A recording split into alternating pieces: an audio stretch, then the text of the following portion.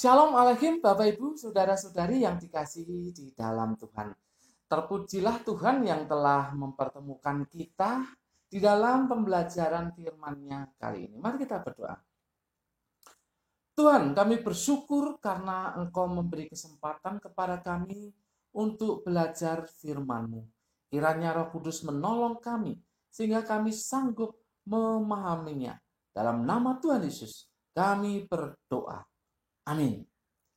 Bapak Ibu Saudara-saudari yang dikasihi dalam Tuhan, hari ini Rabu 28 Juli 2021 kita akan belajar dari Kejadian 50 ayat 22 sampai 26. Kejadian 50 ayat 22 sampai 26. Judulnya adalah Tentu Allah akan memperhatikan. Tentu Allah akan memperhatikan. Bapak Ibu Saudara-saudari yang dikasihi dalam Tuhan, judul itu merupakan pernyataan yang disampaikan oleh Yusuf yang saat itu ya sudah umur ya, sudah tua begitu ya. Mari kita baca ayat yang ke-22. Demikian. Adapun Yusuf, ia tetap tinggal di Mesir beserta kaum keluarganya.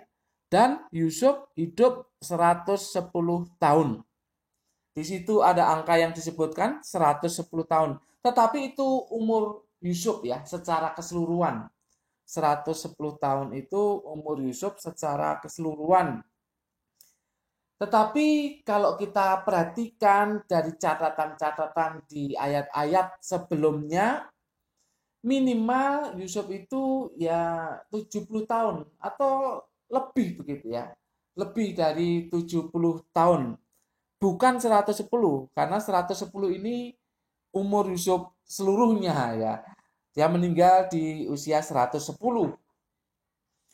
Yusuf dibawa atau dijual ke Mesir itu ketika umurnya 17 tahun. Dan dia menghadap Fir'aun, artinya nanti kemudian menjadi pelayan di istana, lalu kemudian menjadi ya meningkat dan seterusnya. Itu pada usia 30. Pada usia 30. Jadi ada sekitar 13 tahun Yusuf ada di rumah Potifar dan di penjara, itu 13 tahun. Jadi dari 17 tambah 13 menjadi 30. Nah, menikmati masa kejayaan itu sekitar 40 tahun. Jadi kalau dihitung ya sekitar 70 tahun.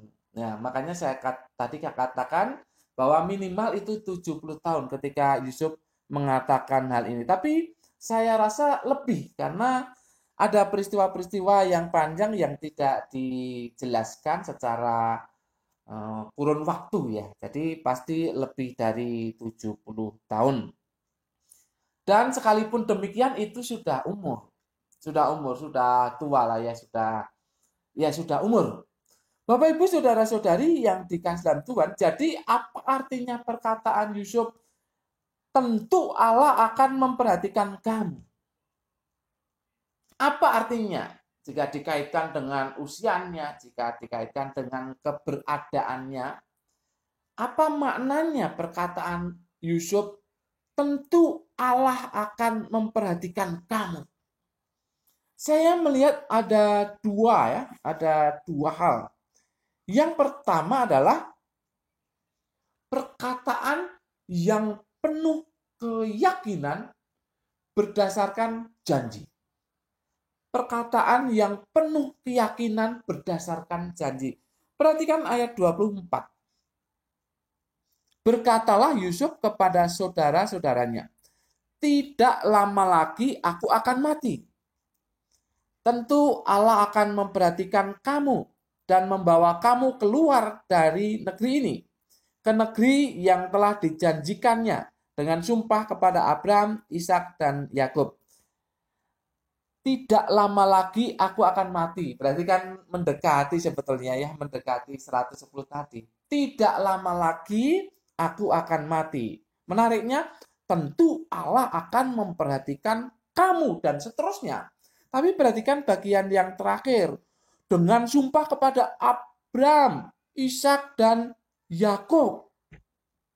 Jadi ada janji yang dinyatakan dengan sumpah kepada Abraham, Ishak, dan Yakub. Jadi perkataan tentu Allah akan memperhatikan kamu di sini menunjukkan perkataan yang penuh keyakinan berdasarkan janji.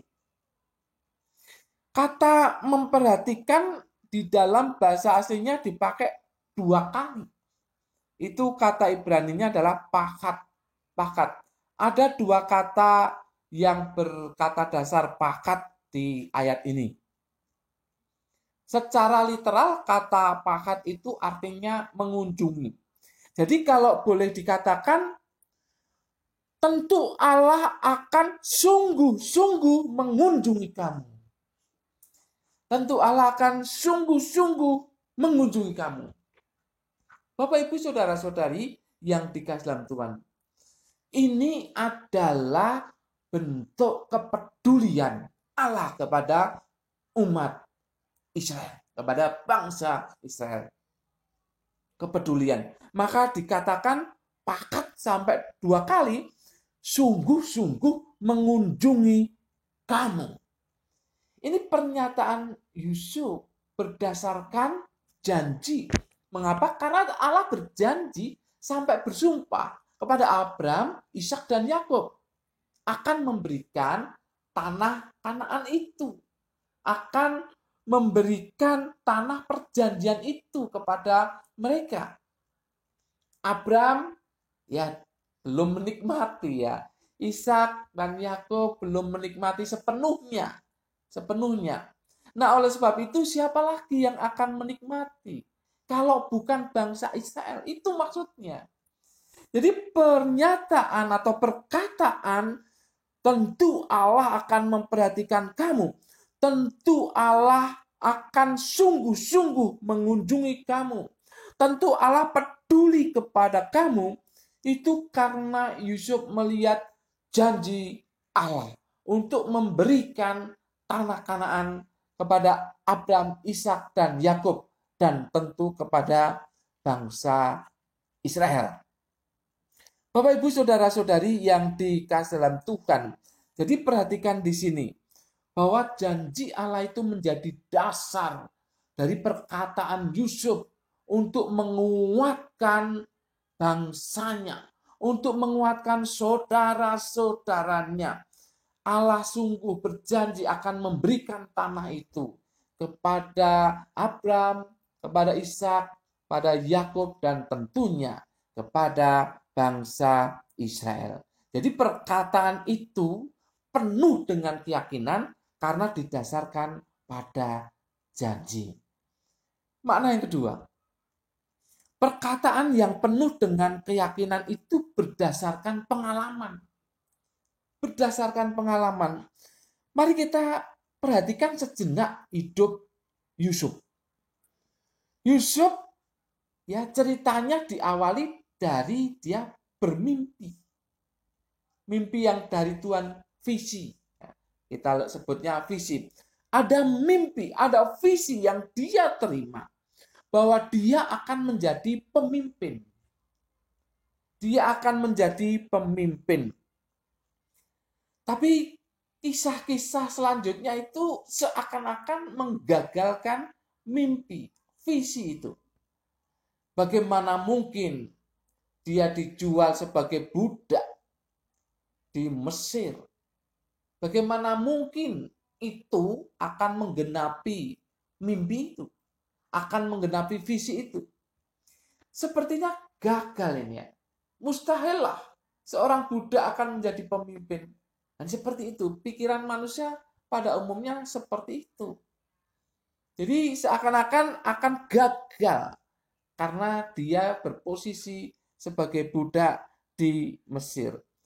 Tapi ternyata disitulah tempatnya mimpi itu digenapi.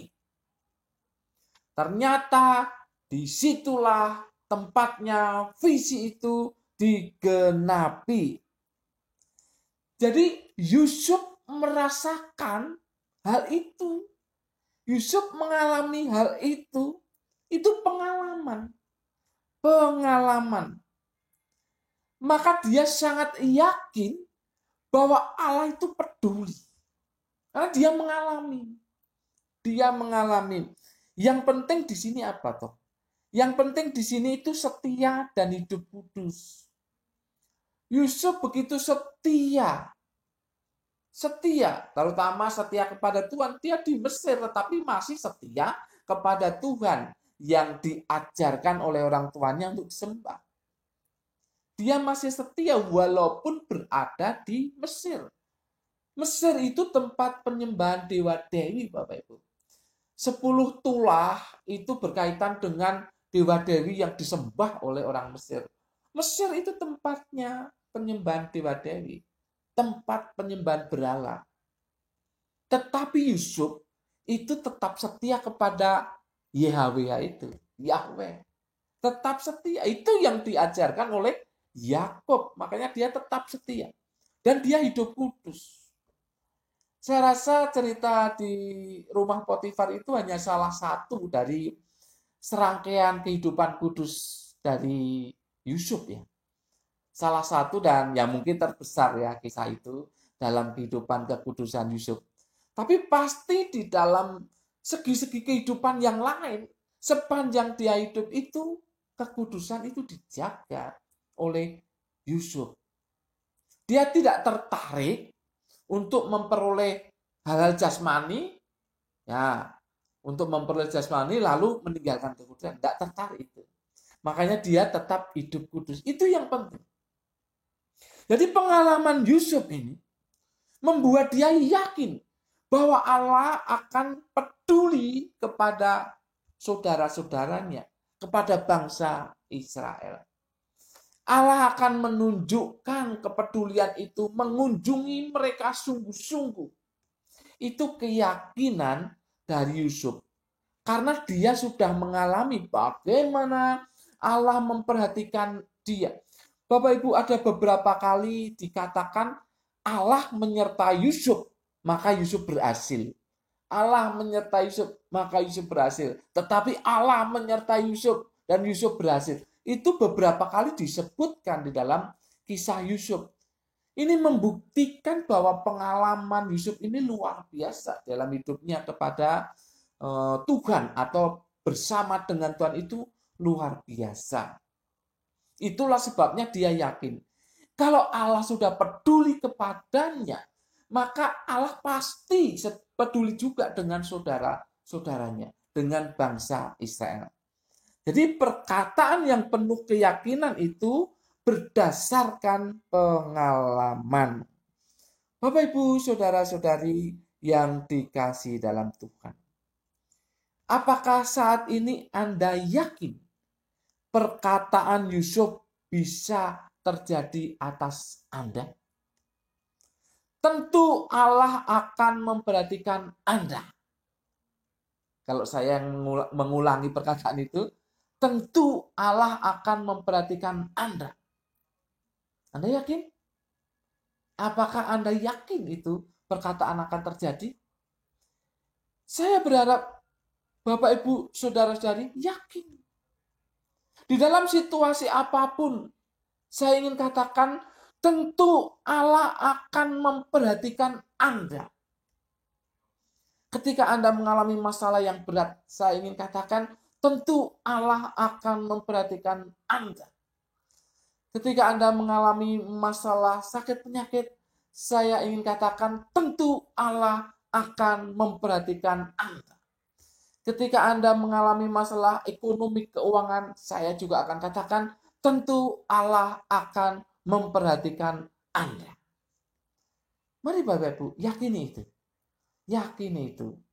Di dalam setiap segi kehidupan Anda, tentu Allah akan memperhatikan Anda.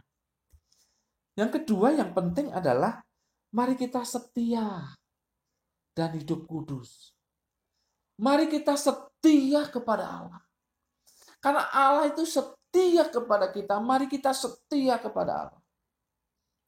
Apapun tantangan, godaan, pencobaan yang ingin menjauhkan Anda dari Allah, kalahkan itu.